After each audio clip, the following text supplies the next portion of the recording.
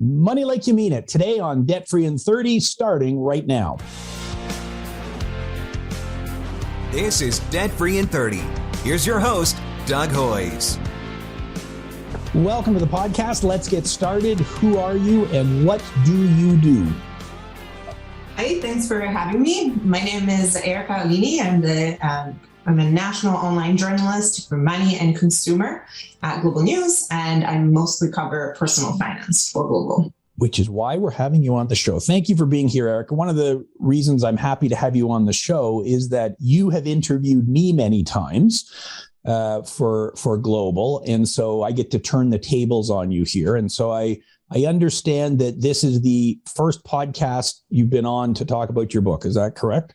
That's correct. Wow. So there we go, people. This will go down in infamy as one of the greats, I'm sure. So you have just released a new book, Money Like You Mean It, Personal Finance Tactics for the Real World. And I'm going to put links in the show notes on YouTube to how to get it at, Amazon chapters, every local bookstore, all over the place.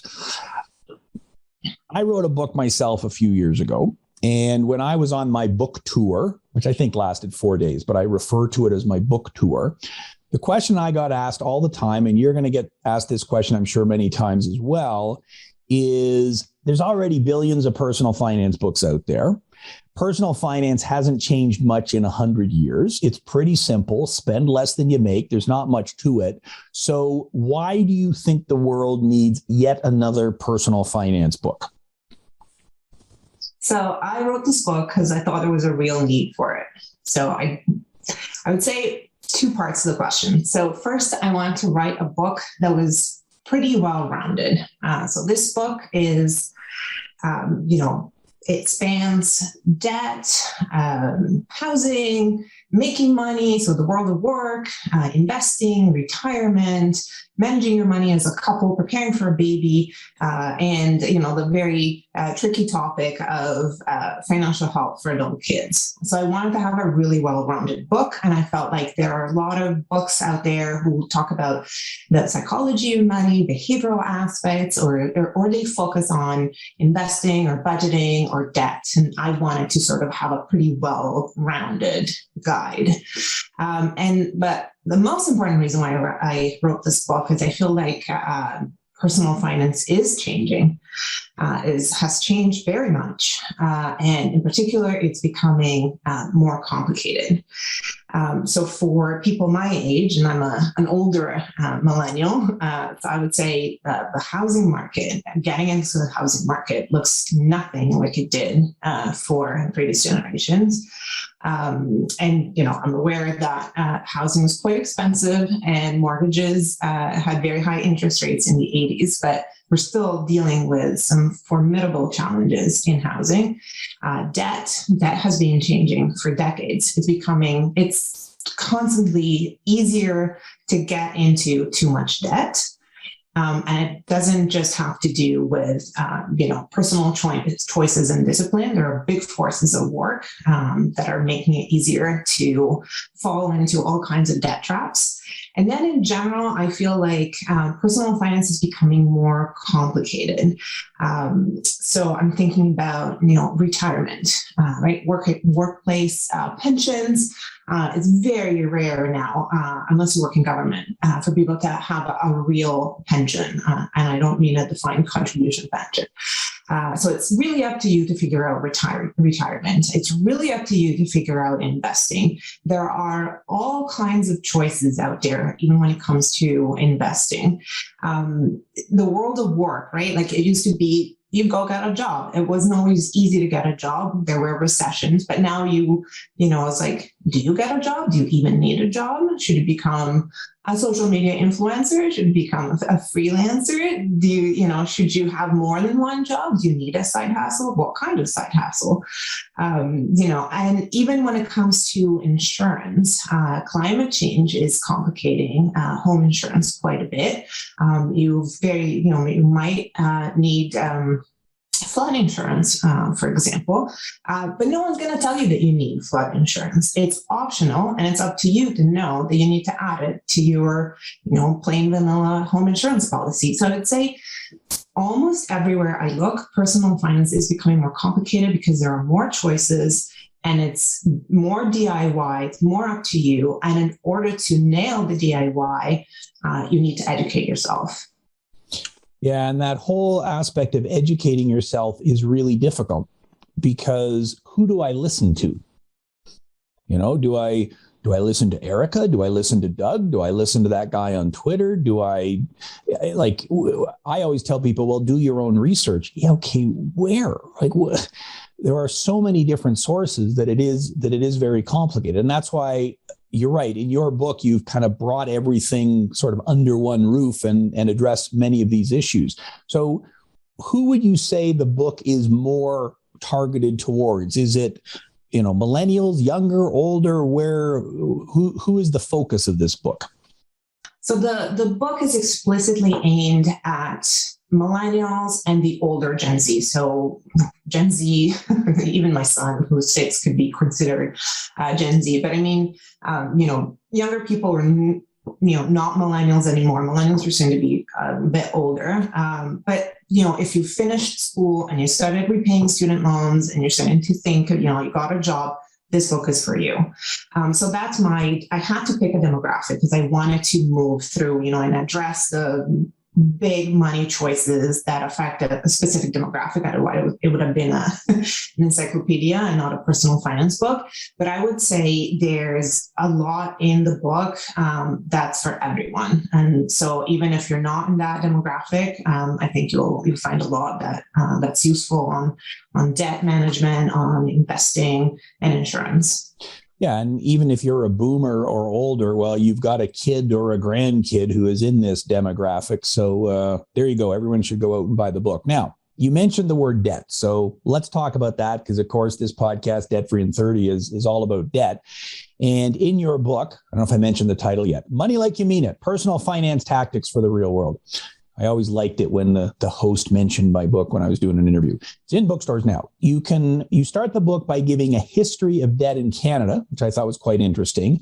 On page 8, you say that Canadians owe more than $2 trillion in household debt, which is roughly equal to the size of our entire economy. Now, I don't know if that's true or if you just made that up, but that sounds pretty impressive.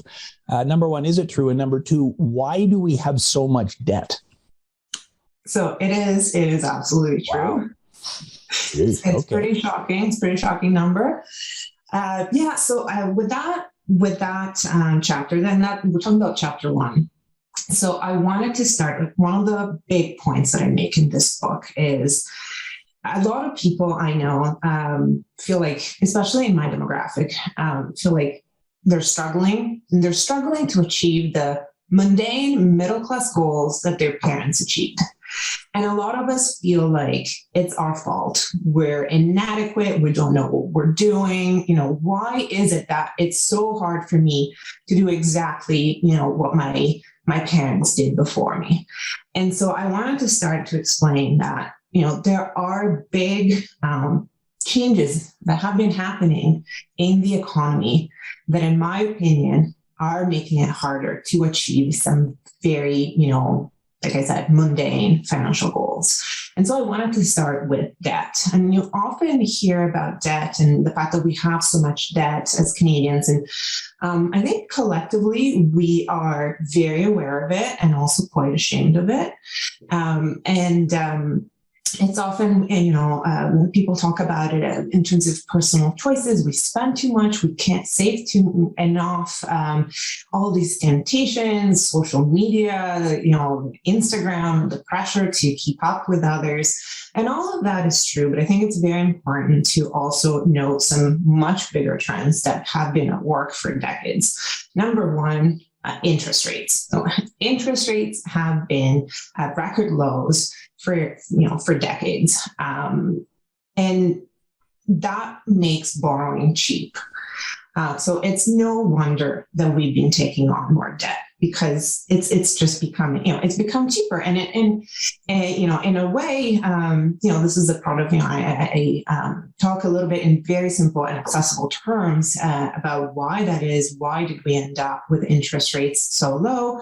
The plus side, is we've also had low and stable inflation for quite some time, although, we're definitely seeing the highest inflation we've seen in almost 20 years now. But we're still talking about we're approaching 5%.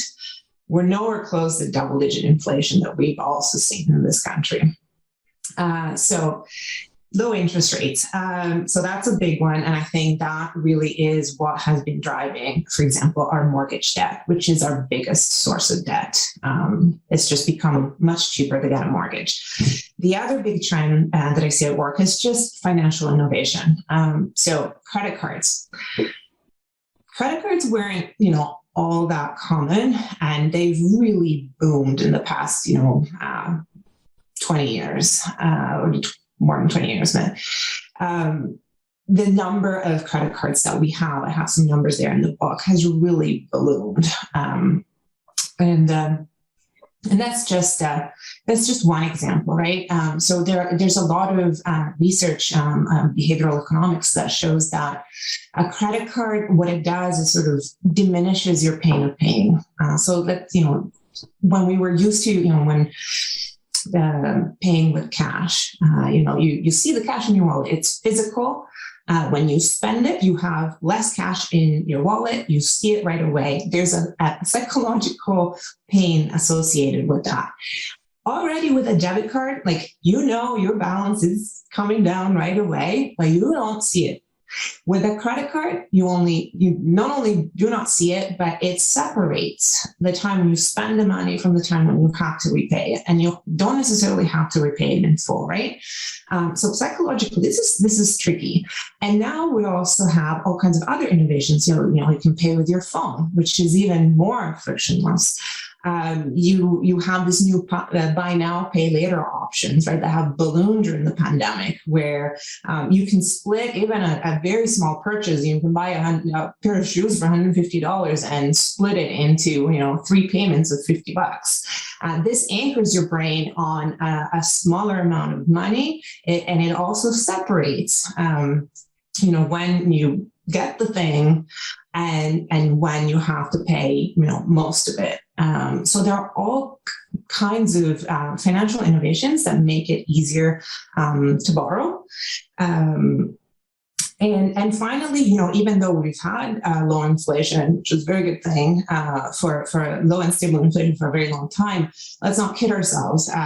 The prices of a few necessities have grown, much, much faster than our incomes. And that is housing, and that is higher education, and that is daycare fees. All of those 3 things are not, if you don't have kids, you don't have to worry about daycare fees, but they're not optional. You need a place to stay.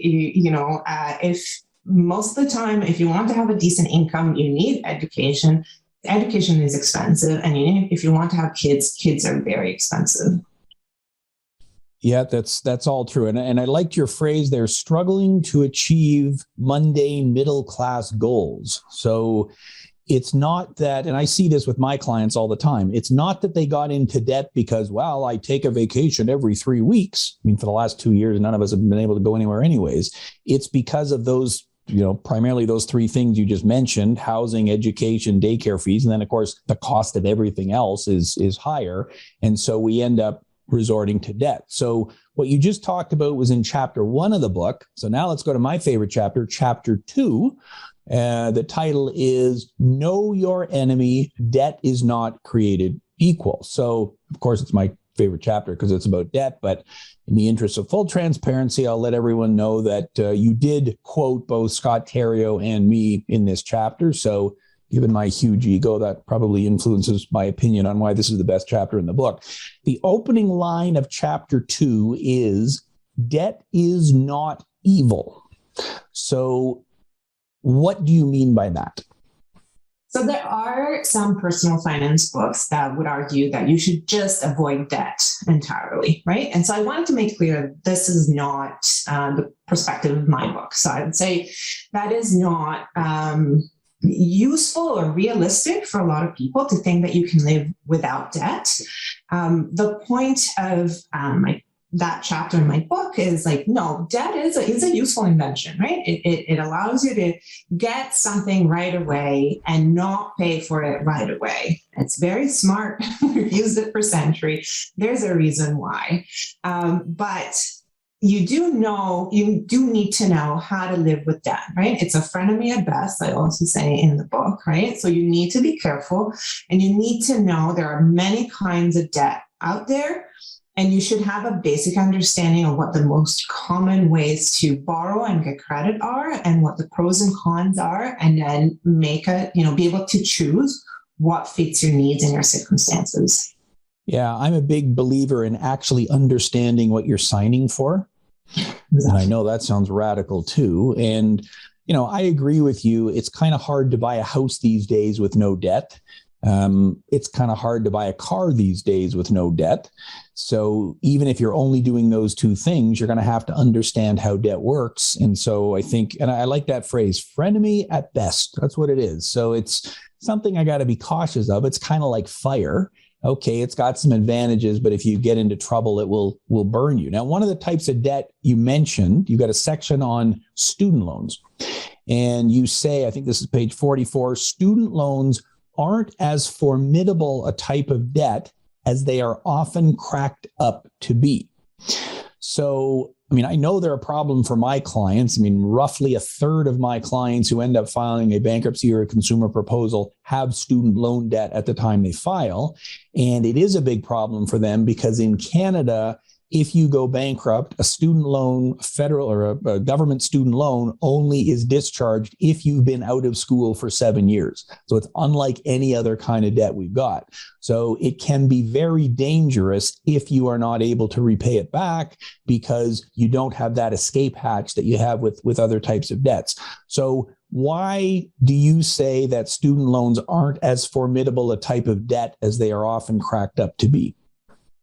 So the point I'm making there is that, so I would say student loans are very tricky because of when they hit you.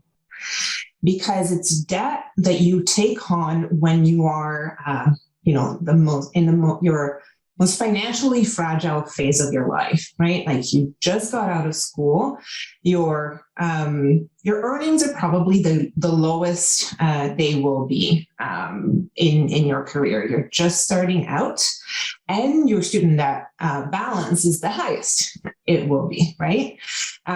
So it's a very fragile time, and then they add to the startup cost of being an adult, right?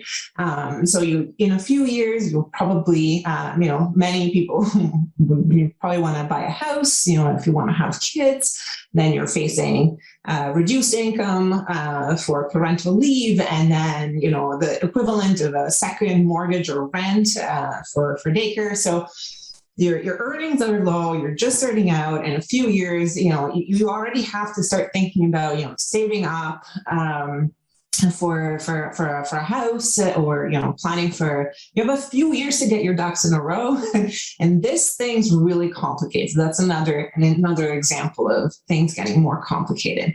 However, I think it's important for people, and specifically Canadians, to understand that when you look at just like the features of this kind of debt, government student loans, in and of themselves, I don't think they're terrible.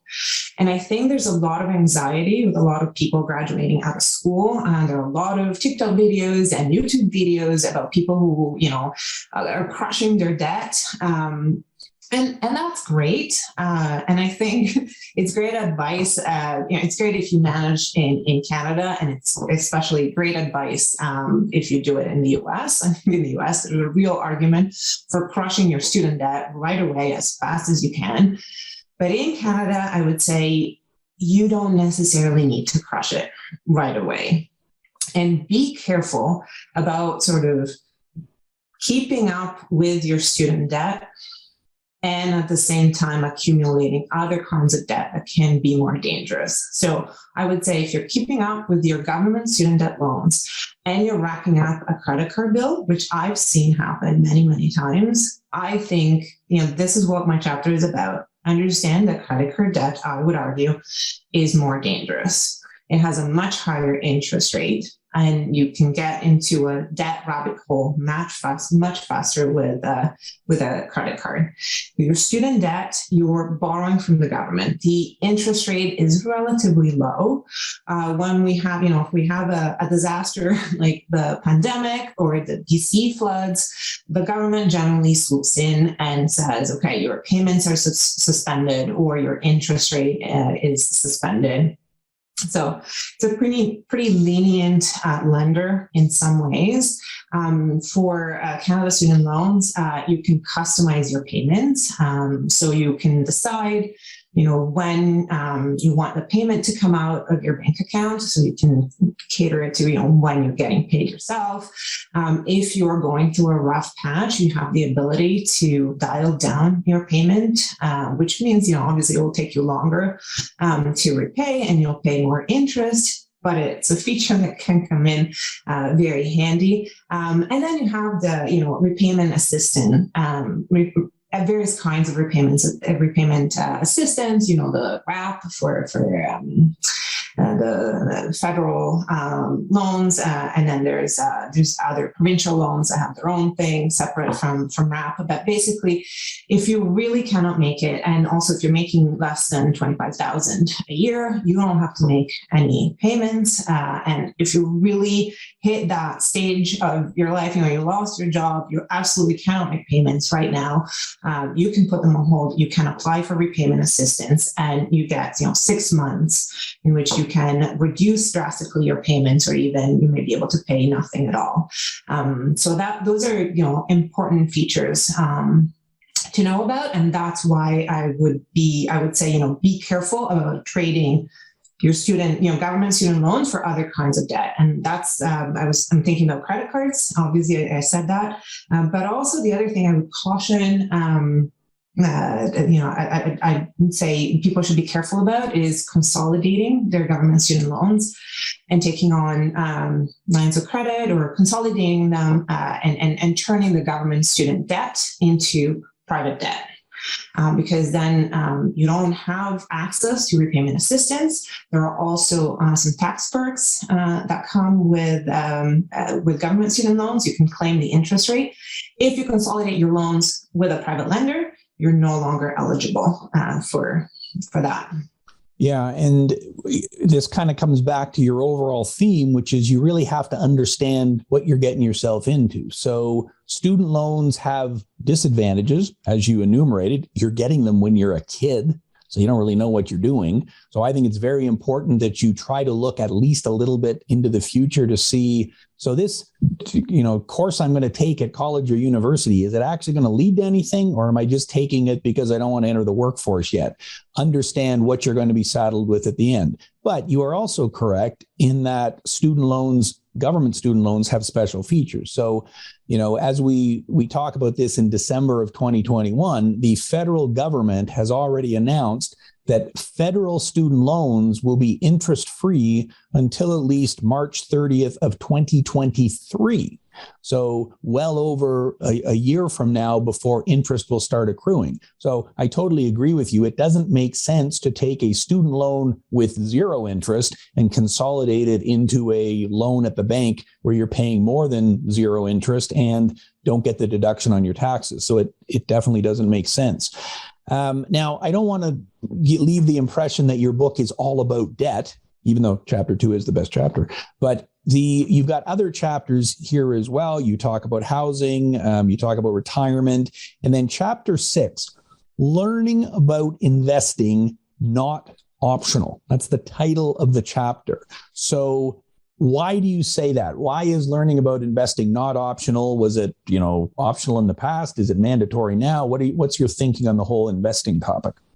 Yeah, so I think investing is a really good example of when I talk about personal finance is becoming more complicated, and more of it is up to you to figure out. So I think investing is a great example. So when I talk about investing, I start out and I'm interviewing financial planner Alexandra McQueen, and she makes a great point that really access to investing has been democratized, right? So in the past, it was more common, especially for men, to have your workplace pension, and that would take care of your retirement, and that was that. That's less and less the case, and not only that, but investing used to be about it was for wealthy people, it was for the rich really, and they had their own guy who would manage their money, right?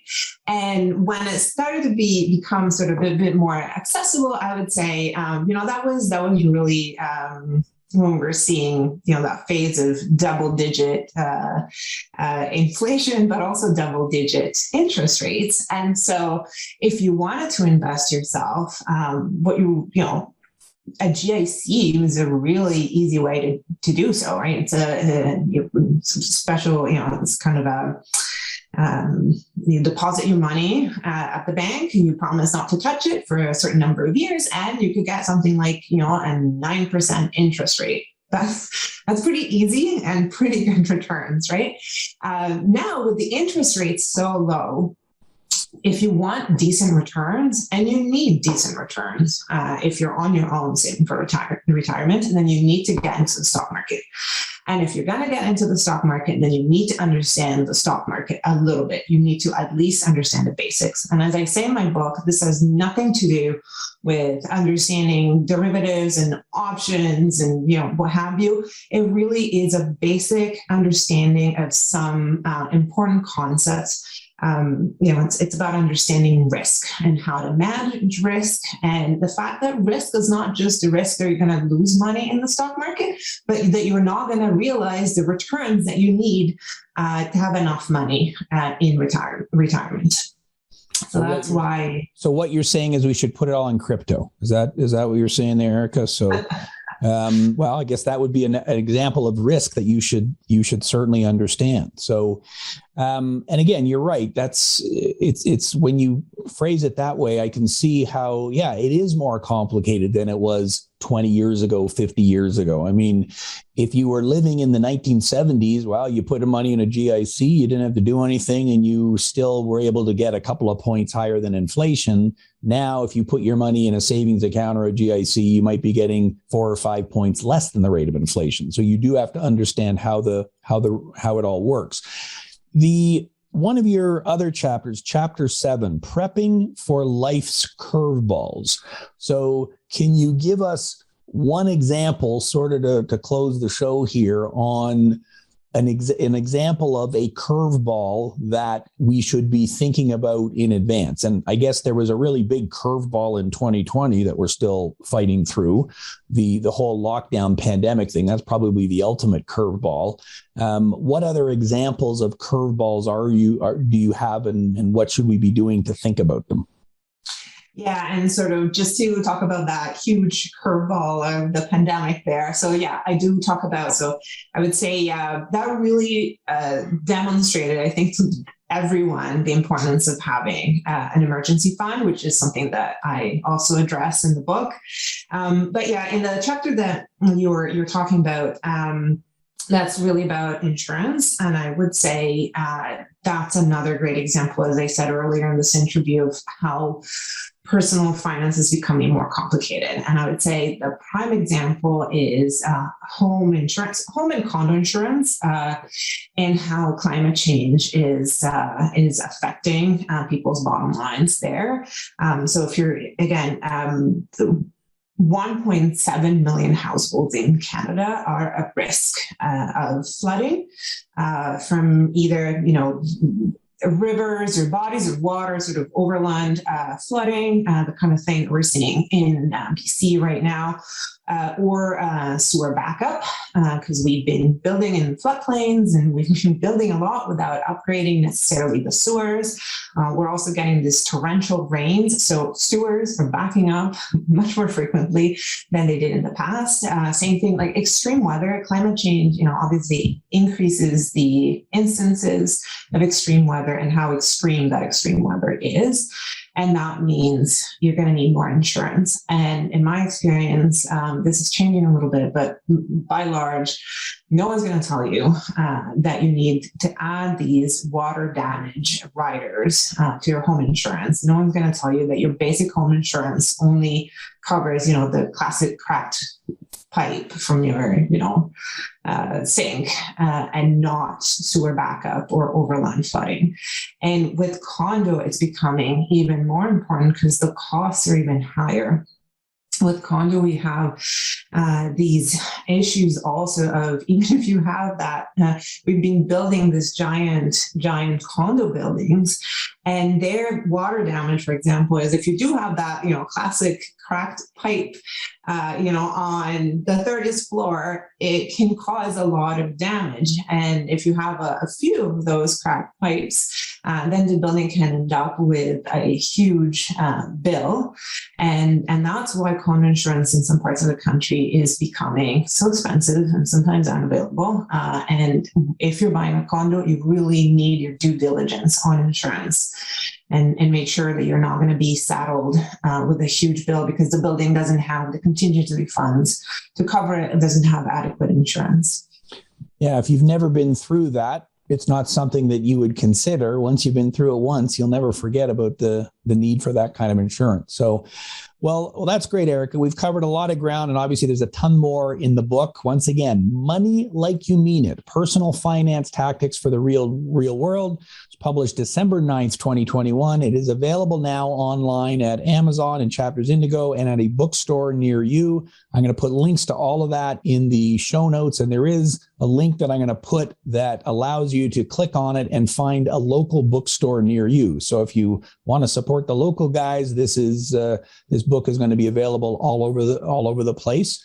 What is the best way for people to find you, track you down? Do you want them to be following you on Twitter? How do they keep track of you?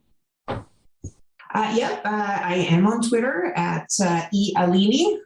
So anyone who's interested, welcome to follow me. But I would say the best way, so obviously I write for Global News.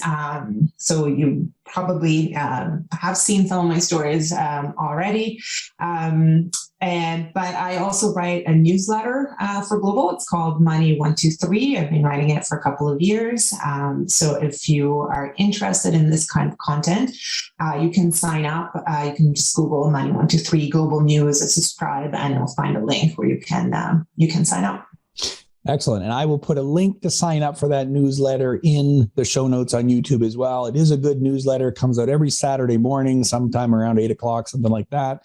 And you usually have 3 stories, pretty quick hits, boom, boom, boom, and then links for people who want to read the full details on it. So, and it's free. So it doesn't cost you anything to sign up. So Erica, thank you very much for being here. Let me close with this. I'm a fan of your work, not just because you occasionally quote me, but obviously you interview lots of people, but I like your work because it's very well researched. So it's very detailed. You're not the king of the 300-word clickbait article, 10 things you need to know about money. Number 7 will shock you. Although you can use that title if you want. Your editors will probably love it. I think I like it because your articles tend to be, long, well thought out, very detailed. So I think it's a great resource. And I think the same about the book. You've shown your work, which I think is what makes it valuable. You've got some history, some psychology, and best of all, you got lots of practical advice. In my book, I put the practical advice at the end of every chapter, but in your book, you put bullet points of practical advice throughout it. So that makes it great. So thank you very much for the work you do, and thanks for being here today. Thanks so much for having me, Doug. Great. Thanks very much, Erica. That's our show for today. As I said, links to Erica's book, her weekly free newsletter, and her Twitter handle are all in the show notes on YouTube. Once again, Money Like You Mean It, Personal Finance Tactics for the Real World. It's available now. Please help to get the word out on this podcast by hitting the like and subscribe button on YouTube. Leave a comment on Apple Podcasts and subscribe wherever you get your podcasts. Thanks for listening. Until next week, I'm Doug Hoyes. That was Debt Free in 30.